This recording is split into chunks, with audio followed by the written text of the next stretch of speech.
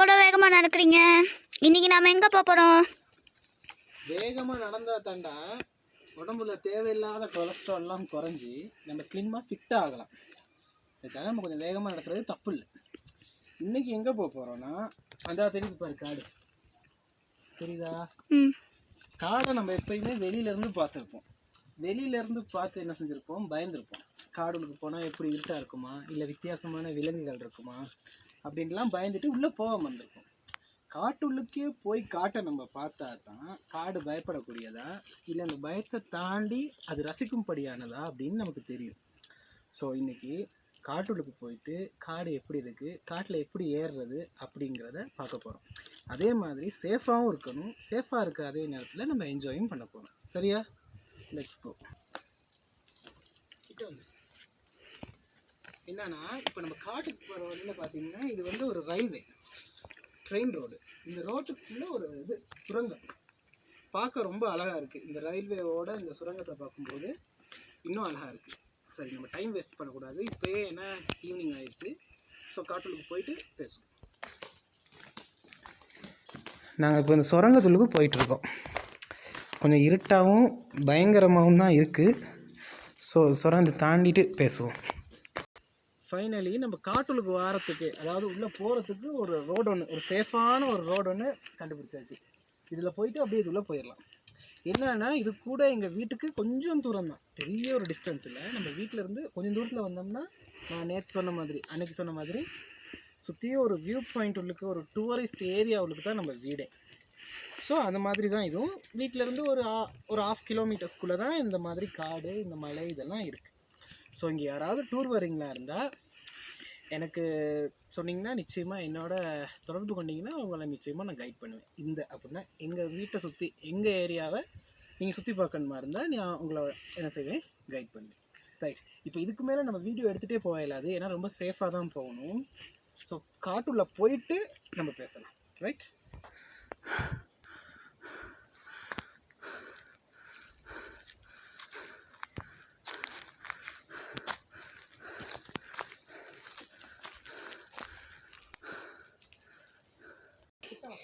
மாமா. யாருடா சொன்னது காடு பயப்படும்படியா இருக்கும்ட்டு?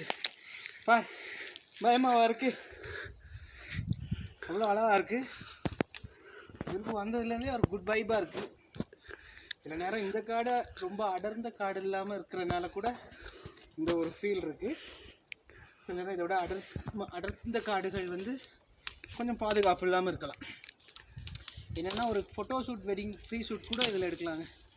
அந்தளவு அழகாகவும் ஒரு பியூரான காற்றும் வர்ற மாதிரி இருக்குது. பாருங்கள், நம்ம இப்போ அந்த மேலே அந்த டாப்க்கு தான் போக போகிறோம். அப்போ தான் இன்னும் கொஞ்சம் நம்மளால் என்ன செய்ய முடியும், இதை வந்து ஃபீல் பண்ண முடியும், இந்த காற்றை. ஸோ அங்கே போ.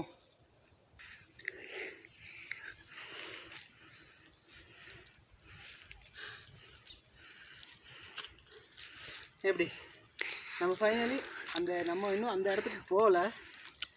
என்னன்னா, என்னோட மருமகன் எனக்கு நடக்க இல்லை. அந்த ஒரே ஒரு காரணத்துக்காக அந்த இடத்துக்கு நம்ம போகல. இந்த மரம் எல்லாம் மாமா போன முறை வந்து மலையில் விழுந்திருக்குமா?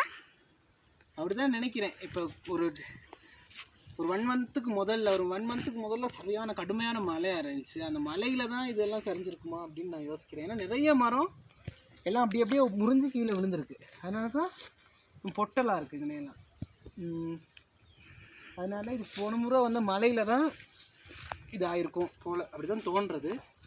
இன்னொன்று என்னென்னா, நான் ஏதோ ஒரு புக்கில் படித்தேன் அப்படின்னு சொல்லுவேன். அப்புறம் எந்த புக்கில் படிச்சிங்க, நானும் அதை படித்து பார்க்குறேன் அப்படின்லாம் சொல்லக்கூடாது. இன்றைக்குமே ஏதோ ஒரு புக்கில் தான் படித்தேன். காட்டு வழியில் போகும்போது அது அப்படியே போகும்போதே ஒரு ஃப்ளோலேயே அதெல்லாம் ரசிச்சுட்டே போயிடணுமா. ஏன்னா நம்ம திரும்பி அந்த வழியில் தான் வருவோம் அப்படின்னு சொல்ல முடியாது.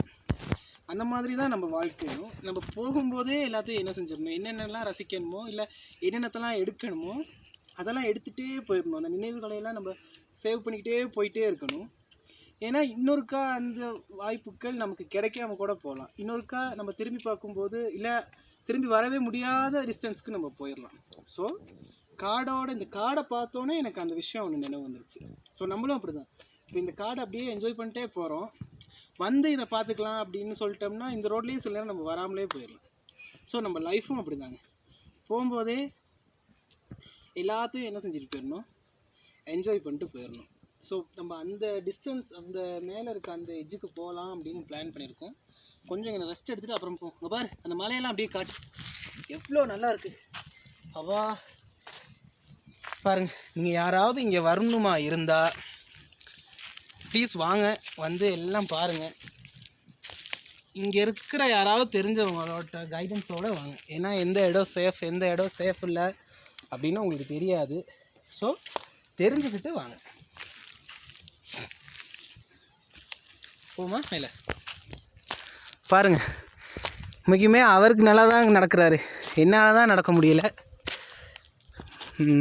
சரி, நம்ம மேலே அந்த டாப்புக்கு போகணும். அங்கே போய் இந்த வியூவை பார்க்கணும். அதுதான் இன்றைக்கி என்னோட மிகப்பெரிய ஒரு லட்சியங்களை செட் பண்ணும்போது நான் ஒவ்வொரு நாளைக்குரிய லட்சியங்களாக செட் பண்ணி டிக் பண்ணிகிட்டே வரேன், பக்கெட் லிஸ்ட்டு மாதிரி. ஸோ பார்ப்போம் எப்படி இருக்குன்னு பாரு. நல்லா இருக்குண்ணா. ஒரு வழியாக இன்னும் கிட்டத்தட்ட வந்துட்டோம். இன்னும் கொஞ்சம் தூரம் போகணும். கொஞ்சம் உட்காந்து பேசி ரெஸ்ட் எடுத்துகிட்டு அப்புறம் போகலாம் அப்படின்னு முடிவு பண்ணிட்டோம். என்னன்னா இந்த வியூ உண்மைக்குமே இது வந்து ஒரு ரசிக்கும்படியாக இருக்குது, ரொம்ப ரசிக்கும்படியாக இருக்குது. அது மனசில் அப்படியே ஒரு குட் வைப்ரேஷன் நல்லா இருக்குது. சும்மா வீடியோக்காக சொல்ல உண்மைக்கும் நல்லா இருக்குது. நீங்கள் யாராவது வருவீங்களா இருந்தால் எனக்கு மெசேஜ் பண்ணுங்கள். உங்களோட வந்து என்னால் முடிஞ்சால் எனக்கு டைம் இருக்கும்போது இருந்தால் பிளான் பண்ணிவிட்டு அதுக்கு தகுந்த மாதிரி பிளான் பண்ணிட்டா உங்களோட வந்து இதெல்லாம் சும்மா நல்லா சுற்றி காட்டி இதெல்லாம் உங்களுக்கு ஏன்னா நான் இந்த ஊரை அப்படின்றனால சொல்கிறேன். என்னால் முடிஞ்சால் நிச்சயமாக அதை நான் பண்ணுவேன். வாழ்க்கையை வாழணும், வாழ்க்கையை ரசிக்கும்படியாக வாழணும், அதை விட வேறு என்ன இருக்குது. ஸோ இன்றைக்கி எங்களுடைய நாள் இப்படி தான் போணுச்சு. நாங்கள் அங்கே போகணும், கொஞ்சம் நேரம் இங்கே ரெஸ்ட் பண்ண போகிறோம். ஸோ இன்னொரு வீடியோவில் அவங்க எல்லாரையும் பார்க்கணும். அப்புறம் நீ என்னமோ சொல்லணும், நீ அதை சொல்லு. லைக் பண்ணுங்கள், ஷேர் பண்ணுங்கள், கிளிக் பண்ணுங்கள். மறந்துடாமல் அன்புடன் வேந்தன் சேனலை சப்ஸ்கிரைப் பண்ணிடுங்க. நேற்றுலேருந்து அதை சொல்லணும்னு ரெடி ஆகிட்டு இருந்தார். ஸோ ரைட், பாய்.